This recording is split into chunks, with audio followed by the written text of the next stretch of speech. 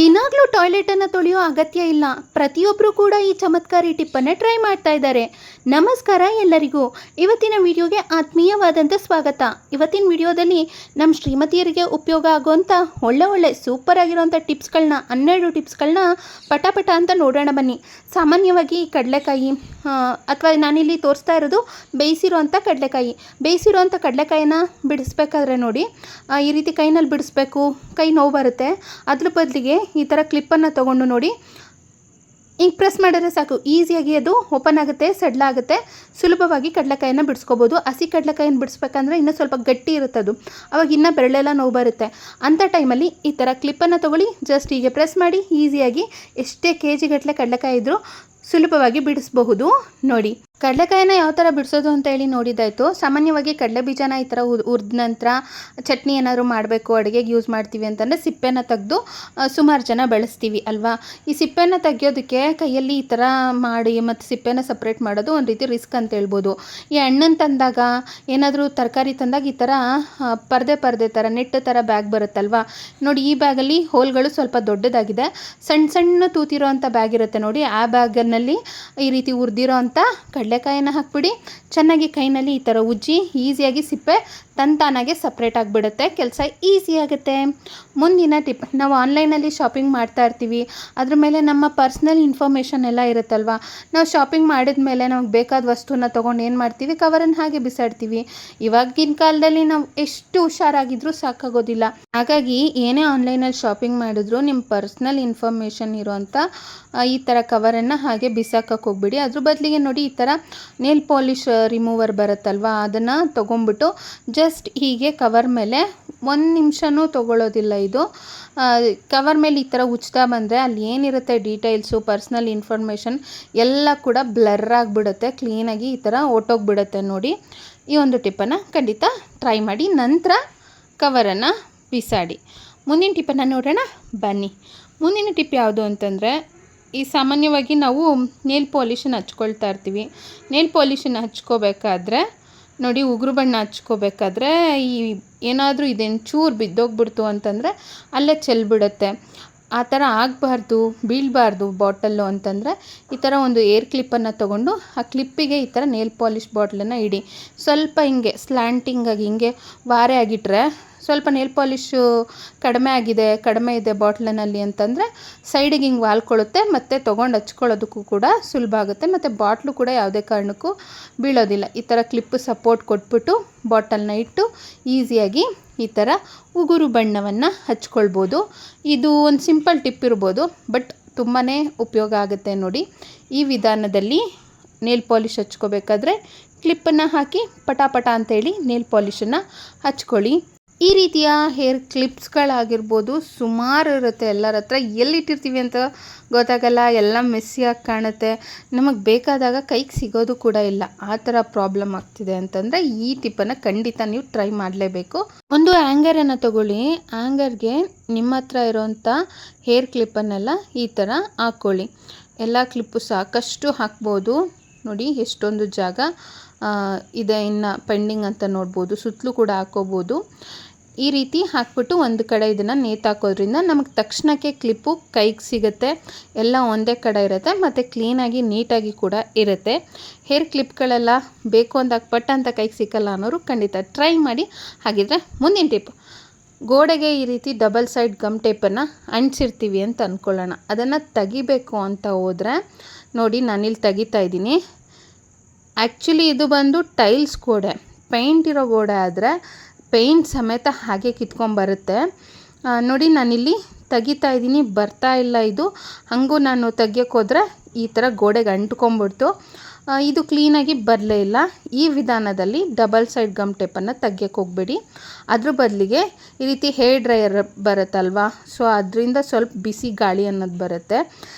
ಈ ರೀತಿ double side gum tape ಹಿಂಭಾಗದಲ್ಲಿ ನೋಡಿ, ಅಂದರೆ ಮೇಲ್ಭಾಗದಲ್ಲಿ ಸ್ವಲ್ಪ ಈಗ ಇಡೀರಿ ಹೇರ್ ಡ್ರೈಯರ್ನ ತೊಗೊಂಡು, ಅದರಿಂದ ಬರುತ್ತಲ್ವ ಬಿಸಿ ಗಾಳಿಗೆ ಅದು ಚೂರೇ ಈ ಥರ ಬಿಟ್ಕೊಳ್ತಾ ಬರುತ್ತೆ. ಆವಾಗಲೇ ಹಾಗೆ ತೆಗಿಯೋಕ್ಕೋಗಿ ಆ ಕಡೆ ಯಾವ ಥರ ಆಗಿದೆ ಅಂತೇಳಿ ನೀವೇ ನೋಡ್ಬೋದು. ಇವಾಗ ಈ ಕಡೆ ನೋಡಿ, ನಾನು ಹೇರ್ ಡ್ರೈಯರ್ನ ಬಳಸಿ 1 ನಿಮಿಷದ ಕೆಲಸ ಇದು ಅಷ್ಟೇ. ನೋಡಿ, ತೆಗ್ದಿದ್ದೀನಿ, ಎಷ್ಟು ಕ್ಲೀನಾಗಿ ಬಂದಿದೆ, ಒಂದು ಚೂರು ಕೂಡ ಮಾರ್ಕ್ ಇಲ್ಲ. ಆ ಕಡೆ ಅದೇ ಥರ ಮಾರ್ಕ್ ಉಳಿದಿದೆ. ಈ ಟಿಪ್ ಡಬಲ್ ಸೈಡ್ ಗಮ್ ಟೇಪನ್ನು ಗೋಡೆಯಿಂದ ತೆಗಿಬೇಕಾದ್ರೆ ಟ್ರೈ ಮಾಡಿ. ನಾನಿಲ್ಲಿ ಒಂದು ಬೌಲನ್ನು ತೊಗೊಂಡಿದ್ದೀನಿ, ಬಟ್ಲನ್ನು, ಅದರಲ್ಲಿ ಸ್ವಲ್ಪ ನೀರನ್ನು ತೊಗೊಂಡಿದ್ದೀನಿ. ಅದ್ರ ಜೊತೆಗೆ ಒಂದು ಮುಚ್ಚಳ ಆಗುವಷ್ಟು ವಿನೆಗರನ್ನು ಹಾಕ್ಕೊಳ್ತಾ ಇದ್ದೀನಿ. ವಿನೆಗರನ್ನು ಹಾಕಿದ ನಂತರ ಇದಕ್ಕೆ ಸ್ವಲ್ಪ ಬೇಕಿಂಗ್ ಸೋಡಾನ ಹಾಕಬೇಕಾಗುತ್ತೆ. ಅರ್ಧ ಸ್ಪೂನ್ ಆಗುವಷ್ಟು ಬೇಕಿಂಗ್ ಸೋಡಾನ ಹಾಕಿ ಚೆನ್ನಾಗಿ ಇದನ್ನು ಮಿಶ್ರಣ ಮಾಡ್ಕೋಬೇಕು. ನಂತರ ಇದಕ್ಕೆ ರೆಗ್ಯುಲರಾಗಿ ನೀವು ಹಲ್ಲುಜ್ಜೋದಕ್ಕೆ ಅಂತೇಳಿ ಬಳಸ್ತೀರಲ್ವ ಬ್ರಷ್ಗಳು, ಆ ಬ್ರಷ್ಗಳನ್ನು ಹಾಕಿ ಚೆನ್ನಾಗಿ ಇದರಲ್ಲಿ ಈ ಥರ ತೊಳ್ಕೋಬೇಕಾಗತ್ತೆ. 1 ನಿಮಿಷದವರೆಗೂ ಈ ಒಂದು ನೀರಿನಲ್ಲಿ ಸೋಕ್ ಮಾಡಿ ನೆನೆಸಿ ತೊಳೆಯೋದ್ರಿಂದ ಬ್ರಷ್ನಲ್ಲಿರೋಂಥ ಬ್ಯಾಕ್ಟೀರಿಯಾಗಳೆಲ್ಲ, ಕೀಟಾಣುಗಳೆಲ್ಲ ನಾಶ ಆಗುತ್ತೆ. ಈ ರೀತಿಯಲ್ಲಿ ನಾವು ಟೂತ್ ಬ್ರಷನ್ನು ವಾರಕ್ಕೆ ಒಮ್ಮೆ ಆದರೂ ನಾವು ಕ್ಲೀನ್ ಮಾಡ್ಕೊಳ್ಬೇಕು. ಇದರಿಂದ ಹೈಜೀನ್ ಅನ್ನೋದನ್ನು ಕಾಪಾಡ್ಕೊಳ್ಬೋದು. ಈ ನೀರಿನಲ್ಲಿ ತೊಳೆದ ನಂತರ ಕ್ಲೀನಾಗಿರೋವಂಥ ನೀರಿನಲ್ಲಿ ಮತ್ತೊಮ್ಮೆ ತೊಳಿಬೇಕಾಗುತ್ತೆ. 1 ನಿಮಿಷ ನೆನೆಸಿ ನಂತರ ತೊಳಿರಿ.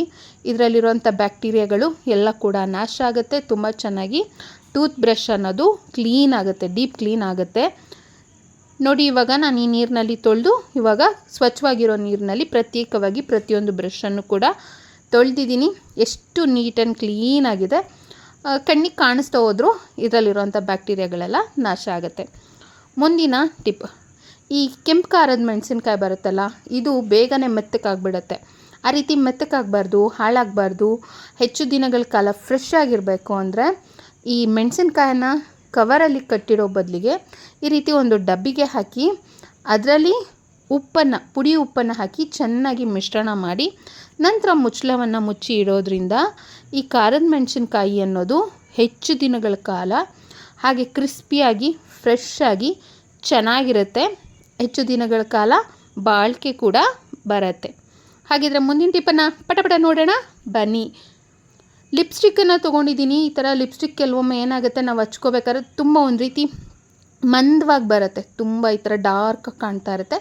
ಈ ಥರ ಕಾಣಬಾರ್ದು ಅಂದರೆ ಜಸ್ಟ್ ಈ ಥರ ನೀರಿನಲ್ಲಿ ಡಿಪ್ ಮಾಡಿ ಒಂದೇ ಒಂದು ಸತಿ ನಂತರ ಹಚ್ಚಿ ನೋಡಿ ಲೇಯರ್ ಅನ್ನೋದು ಎಷ್ಟು ತೆಳುವಾಗಿ ಬಂದಿದೆ ಅಂತೇಳಿ ನೀವೇ ಇಲ್ಲಿ ಗಮನಿಸಬಹುದು. ತುಂಬ ಡಾರ್ಕಾಗೆಲ್ಲ ಇಷ್ಟ ಆಗಲ್ಲ, ಮತ್ತು ತುಂಬ ತೆಳುವಾದ ಲೇಯರ್ ಬರಬೇಕು, ಕ್ಲೀನಾಗಿ ಲಿಪ್ಸ್ಟಿಕ್ ಕಾಣಬೇಕು ನಾವು ಹಚ್ಕೊಳ್ಳೋದು ಅಂತನೋರು ಜಸ್ಟ್ ಹೀಗೆ ಲಿಪ್ಸ್ಟಿಕ್ಕನ್ನು ಹಚ್ಕೊಳ್ಳೋದಕ್ಕಿಂತ ಮೊದಲು ನೀರಿನಲ್ಲಿ ಡಿಪ್ ಮಾಡಿ ಹಚ್ಚಿ ನೋಡಿ. ಮ್ಯಾಜಿಕ್ ಅನ್ನೋ ಥರ ಒಂದು ಸ್ವಲ್ಪ ಡಿಫ್ರೆಂಟ್ ಲುಕ್ಕನ್ನೇ ಕೊಡುತ್ತೆ, ನೋಡೋದಕ್ಕೂ ಕೂಡ ಚೆನ್ನಾಗಿ ಕಾಣುತ್ತೆ.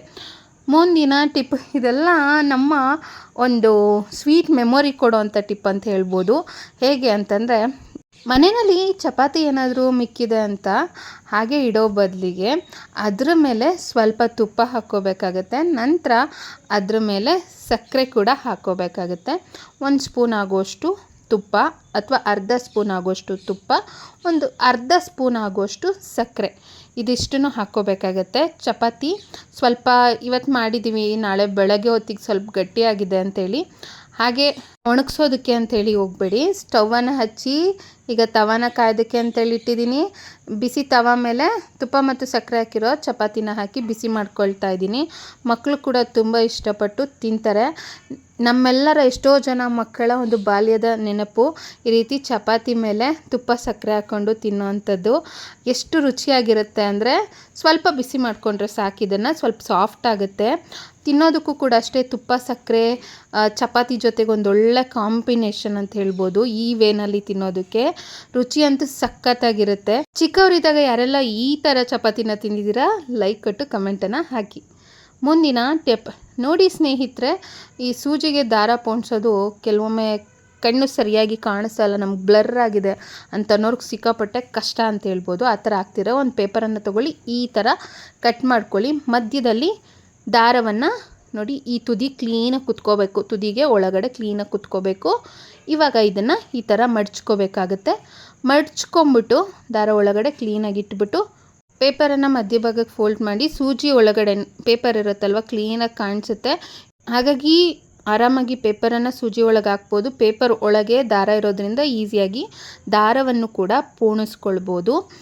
ಈ ವೇನಲ್ಲಿ ಸೂಜಿ ದಾರ ಪೋಣಿಸೋದಕ್ಕೆ ಒಂದು ಪೇಪರನ್ನು ಬಳಸ್ಕೊಳ್ಳಿ, ಈಸಿಯಾಗಿ ಸೂಜಿ ದಾರನ ಪೋಣಿಸ್ಕೊಳ್ಬೋದು. ವಿಡಿಯೋದಲ್ಲಿನ ಮುಖ್ಯವಾದ ಟಿಪ್ಪನ್ನು ನೋಡೋಣ ಬನ್ನಿ.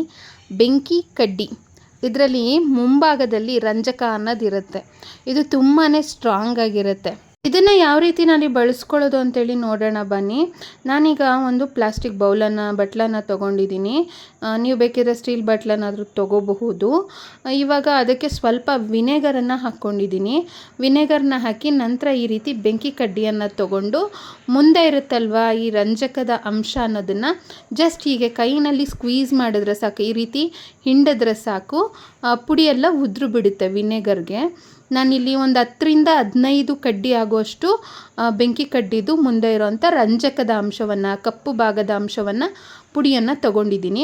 ಅದ್ರ ಜೊತೆಗೆ 1 ಸ್ಪೂನ್ ಆಗುವಷ್ಟು ಕಾಫಿ ಪುಡಿಯನ್ನು ತೊಗೊಂಡಿದ್ದೀನಿ. ಇನ್ಸ್ಟಂಟ್ ಕಾಫಿ ಪುಡಿ ಬೇಡ, ಈ ನಾರ್ಮಲ್ ಕಾಫಿ ಪುಡಿ ಬರುತ್ತಲ್ಲ ಆ ಕಾಫಿ ಪುಡಿನ ತೊಗೋಬೇಕಾಗತ್ತೆ. ಅದ್ರ ಜೊತೆಗೆ ಡಿಟರ್ಜೆಂಟ್ ಪುಡಿಯನ್ನು ಹಾಕಿ ಚೆನ್ನಾಗಿ ಮಿಕ್ಸ್ ಮಾಡಬೇಕಾಗತ್ತೆ. ನೋಡಿ ನೊರೆ ಥರ ಬರ್ತಾ ಇದೆ. ಇದನ್ನು ಟಾಯ್ಲೆಟ್ಗೆ ಹಾಕಿ ಒಂದು 5 ನಿಮಿಷಗಳ ಕಾಲ ಹಾಗೆ ಬಿಟ್ಟು ನಂತರ ಬ್ರಷ್ನಿಂದ ಉಜ್ಜಿ ಟೈಲ್ಸ್ಗೆಲ್ಲ ಯೂಸ್ ಮಾಡ್ಬೋದು. ನೀರನ್ನು ಹಾಕ್ಬಿಡಿ. ನಾವಿಲ್ಲಿ ಸ್ಪೆಷಲಾಗಿ ಬಳಸಿರೋವಂಥದ್ದು ರಂಜಕ ಬೆಂಕಿ ಕಡ್ಡಿನಲ್ಲಿರೋವಂಥ ಮುಂಭಾಗನ ಬಳಸಿದ್ದೀವಲ್ವ, ಇದು ಬ್ಯಾಕ್ಟೀರಿಯಾನ ನಾಶ ಮಾಡುತ್ತೆ. ತುಂಬ ಚೆನ್ನಾಗಿ ಟಾಯ್ಲೆಟ್ ಕ್ಲೀನ್ ಆಗುತ್ತೆ, ಹೆಚ್ಚು ದಿನಗಳ ಕಾಲ ಶುದ್ಧವಾಗಿರುತ್ತೆ, ಕೊಳಕಾಗೋದಿಲ್ಲ, ಕೊಳಕಾಗಿ ಕಾಣೋದಿಲ್ಲ, ತುಂಬ ಚೆನ್ನಾಗಿ ಡೀಪ್ ಕ್ಲೀನ್ ಆಗುತ್ತೆ. ಖಂಡಿತ ಈ ಒಂದು ಟಿಪ್ಪನ್ನು ಟ್ರೈ ಮಾಡಿ. ಎಲ್ಲರೂ ಕೂಡ ಉಪಯೋಗ ಮಾಡ್ಕೊಳ್ತಾ ಇದ್ದಾರೆ, ಸದುಪಯೋಗ ಪಡಿಸ್ಕೊಳ್ತಾ ಇದ್ದಾರೆ. ಈ ವಿಡಿಯೋ ಇಷ್ಟ ಆಗಿದ್ರೆ ಲೈಕ್ ಕೊಟ್ಟು ಶೇರ್ ಮಾಡಿ. ಧನ್ಯವಾದಗಳು.